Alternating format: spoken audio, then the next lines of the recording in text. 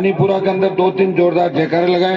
जय बोले वीर तेजाजी महाराज की, जय बोले गोगा जी महाराज की, बालाजी महाराज की, राम साहब पीर की। उपस्थित आपके लोकप्रिय प्रत्याशी लालचंद जी मूड साहब,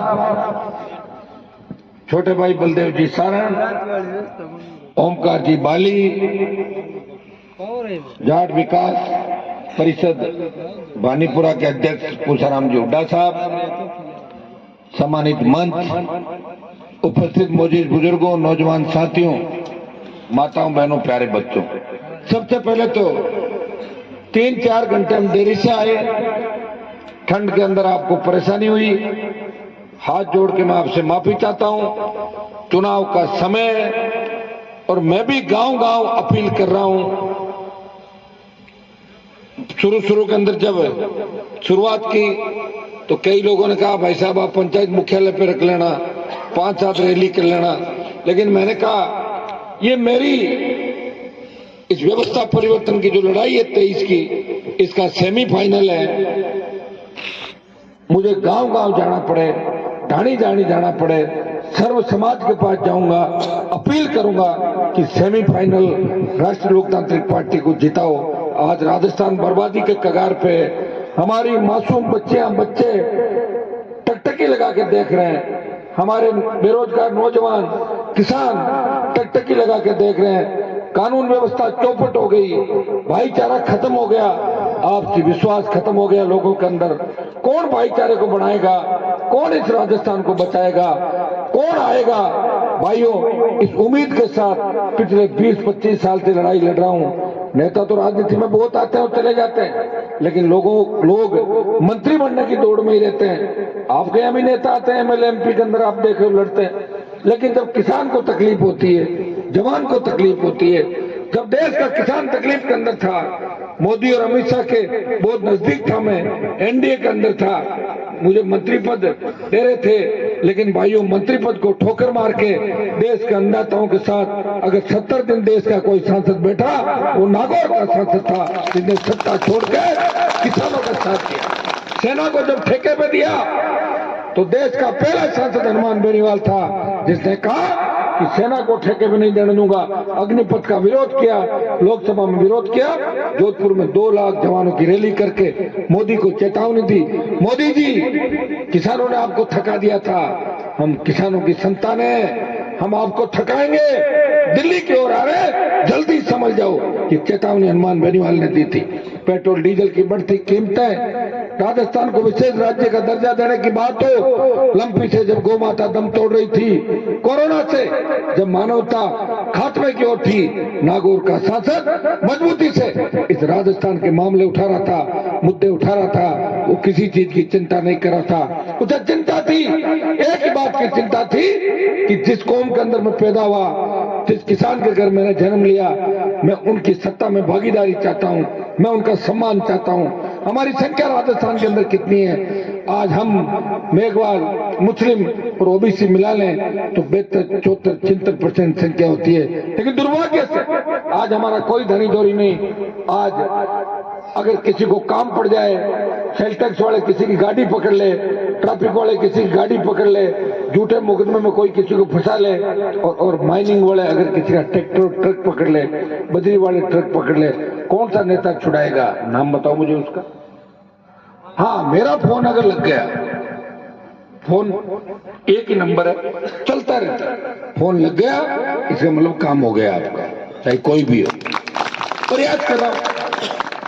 अब फोन पे भी क्या कि फोन मेरा बिजी रहता है टाइम, 8 बजे बात तो दूसरे वाले चालू हो जाते हैं, 8:30 वाले रात को, तो फोन हर कोई, और क्या हाल है, कहीं कर रहे हो, सोएगा के वो पिछाने हो के, मैंने कौन पिछाने हो, तो लगा हुआ हूं, फिर भी नंबर नहीं बदला मैंने अभी तक, आप देखिए। और अब बच्चों को भी बदल दिया मैंने, अब 3-4 साल से लोग मुझे कम परेशान कर रहे, रात वाले बहुत कम संख्या हो गई उनकी। इसका मतलब राजस्थान सुधार के रास्ते पे, जवानों ने मेरी बात मान ली।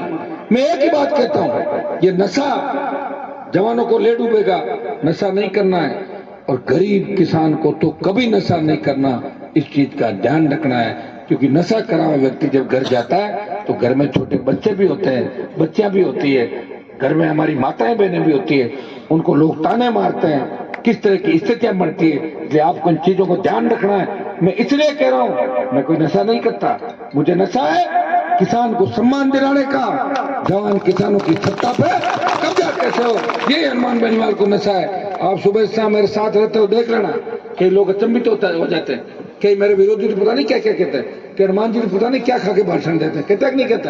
तुमने देखा था क्या कुछ खाते हो कभी? 24 घंटे साथ तो अगर मैं कुछ खाता तो मोदी मुझे पकड़वा नहीं देता क्या? आप जानते हैं। अगर मैं कुछ और करता तो अमित शाह ईडी नहीं भेजता क्या मेरे घर पे? ईडी आ जाती, और ईडी आ जाती तो ढीले हो जाते। जितने देश के नेता ढीले हुए, अमित शाह और मोदी के नाम से तो पेशाब निकलता देश के नेताओं का।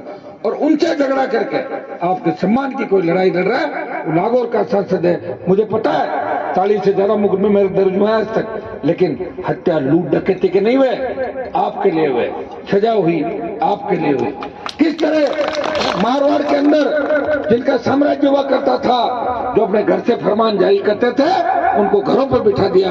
कोई राखी बांधने मेरे घर आ गया, किसी ने मुझे चाचा बना लिया, किसी ने मामा बना लिया, छोड़ दिया। मैंने कहा जाओ, तो मामा ही हो गए तो बात ही खत्म हो गई।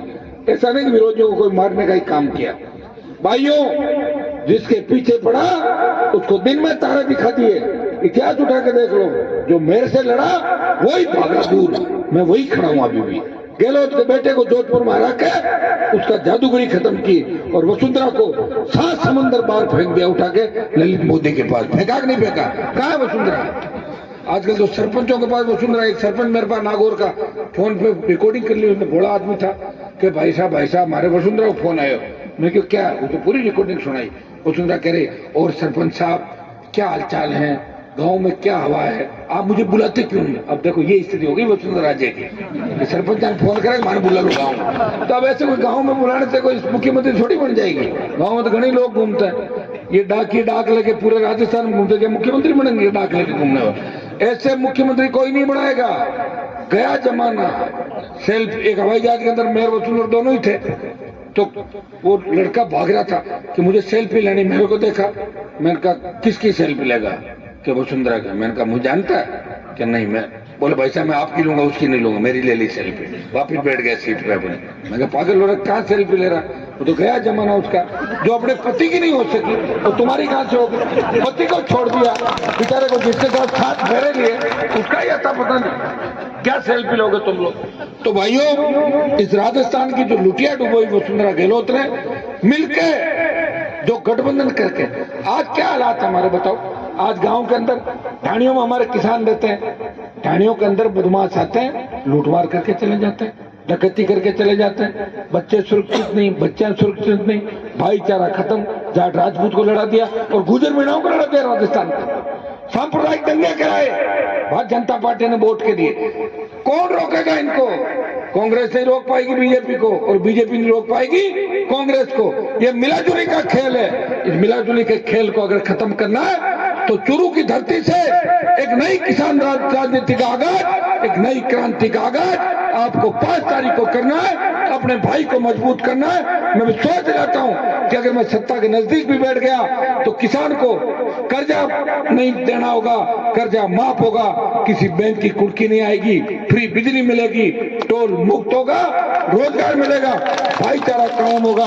और हमारी बहन बेटियां रात को 12 बजे भी सड़क पर निकले, मजा ले, कोई सामने देख ले, ऐसी व्यवस्था राजस्थान के अंदर होगी।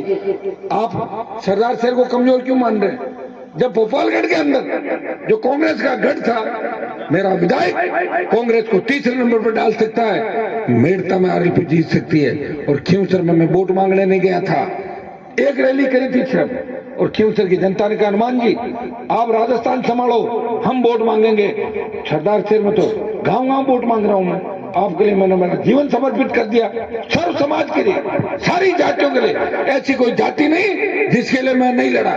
जब आर्थिक आधार पे ब्राह्मण बनिया राजपूत के आरक्षण की बात चली तो हमने उसका पक्ष लिया। हम कहा आर्थिक आधार पे गरीब तबके को, ब्राह्मण बनियों को भी आरक्षण मिलना चाहिए। अब कौन बचा पीछे? बताओ मुझे। मेघवाल का तो हमेशा जयकारा लगाता हूं। लोकसभा में मैंने कहा कि राजस्थान में जाट, मुसलमान, मेघवाल, यादव, गुजर, मीणा हाई कोर्ट के जज नहीं है, जज होने चाहिए। ऐसे कह सकता है लोकसभा के अंदर? किसकी हिम्मत है बताओ मुझे? जब चंबल के डाकू जगन गुजर ने गुजर महिलाओं के निर्वस्त्र करके घुमाया, मैंने लोकसभा में कहा जगन गुजर का एनकाउंटर करो, उसका दिमाग खराब हो गया, 3 दिन बाद सरेंडर कर दिया डर के मारे। अरे बोले एनकाउंटर हो जाएगा मेरा। तो भाइयों, ये हनुमान बेनीवाल ही है जो आम आदमी गरीब आदमी के लिए लड़ता है। जो लोग मुझे नहीं जानते वो तो फटकार ठोकते हैं कि हनुमान जी जातिवाद करते हैं। जातिवाद कौन नहीं करता? मुझे नाम बताओ उसको। जो जिस घर में पैदा होता है जिस जाति में, तो अपने बच्चों के रिश्ते जाति में करता नहीं करता?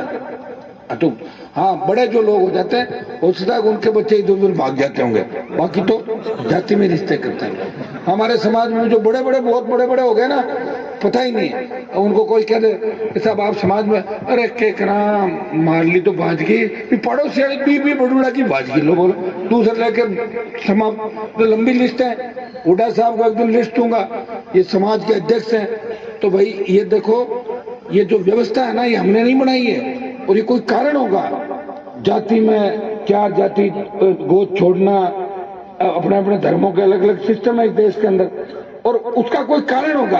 ऐसा थोड़ी कि अपनी संस्कृति से हटके और चाहे जो कर लेंगे, तो संस्कृति को बचाएगा कौन?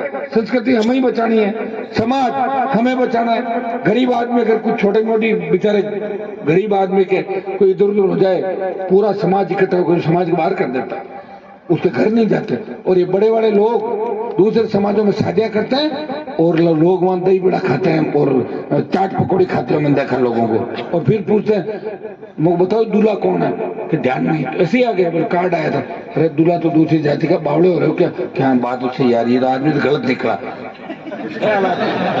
तो इन चीजों के भी हुड्डा जी आपको चिंता करनी होगी, क्योंकि समाज के ऊपर छोर पे बैठे लोग अगर ऐसा काम करेंगे तो नीचे वाले की कोई गलती नहीं होगी। ऊपर से नीचे की ओर सिस्टम चलता है, लेकिन नीचे से ऊपर की ओर। अगर प्रदेश का मुख्यमंत्री ईमानदार हो तो सारा प्रदेश ईमानदार होगा।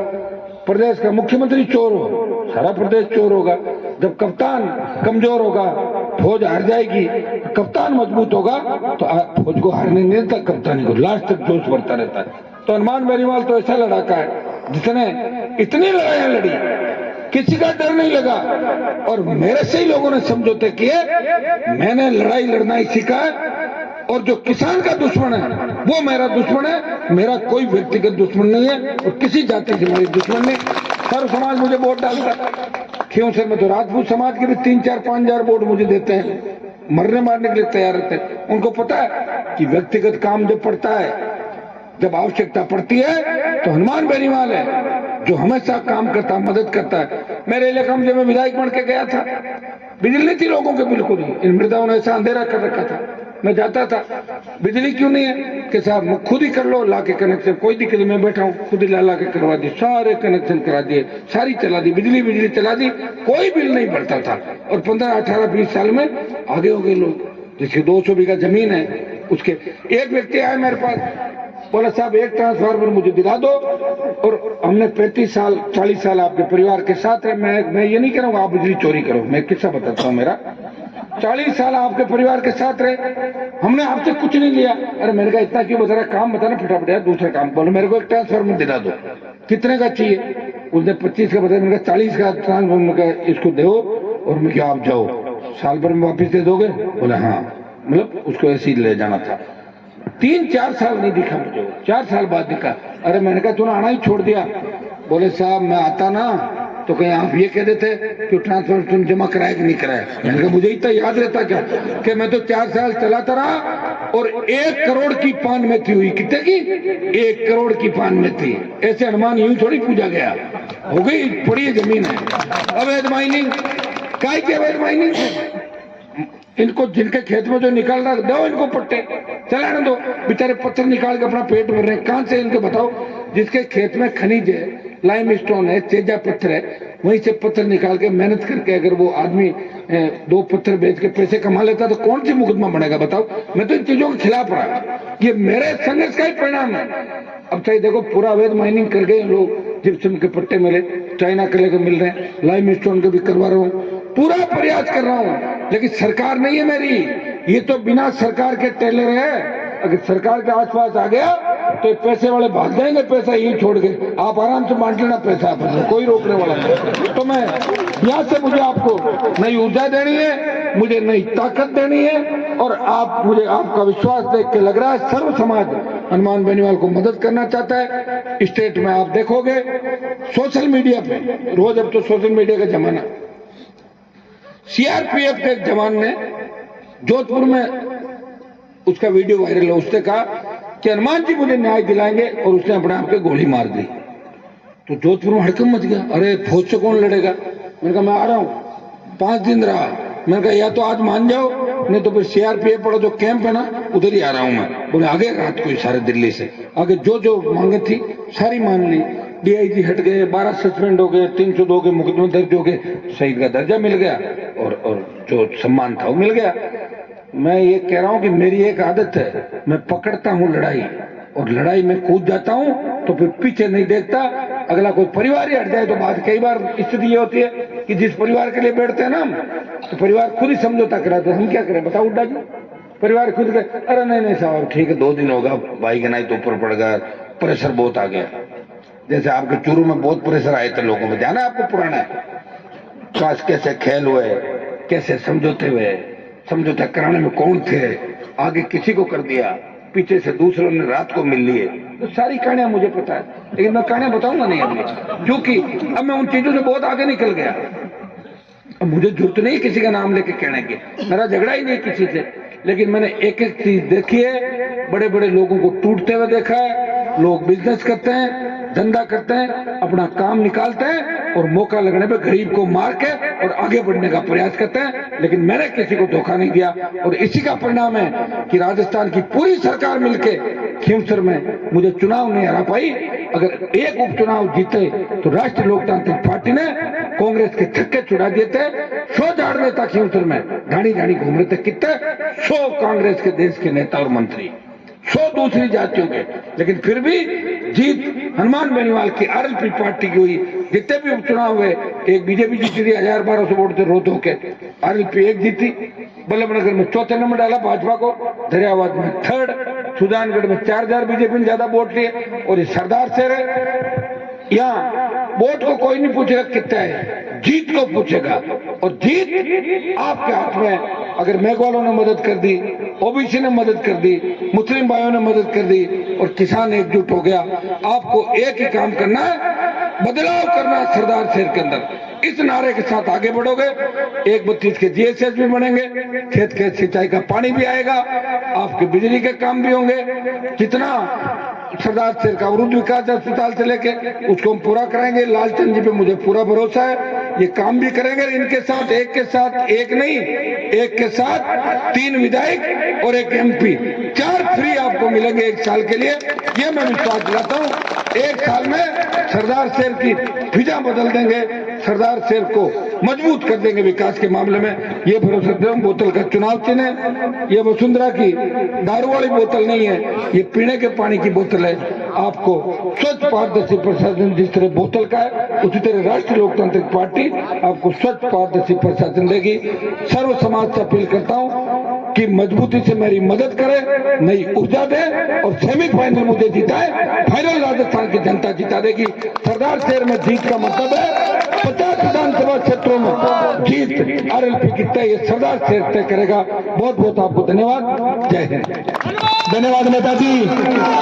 हनुमान बेनीवाल, हनुमान बेनीवाल बांदीपुरा के इस बड़े बुजुर्ग युवा साथियों द्वारा नेताजी को खेलों से तोलने का जो प्रोग्राम रखा गया है, अपने नेता के प्रति इतना प्यार और स्नेह,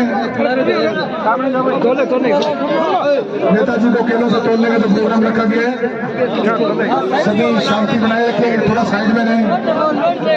हनुमान बेनीवाल, हनुमान बेनीवाल, हनुमान बेनीवाल।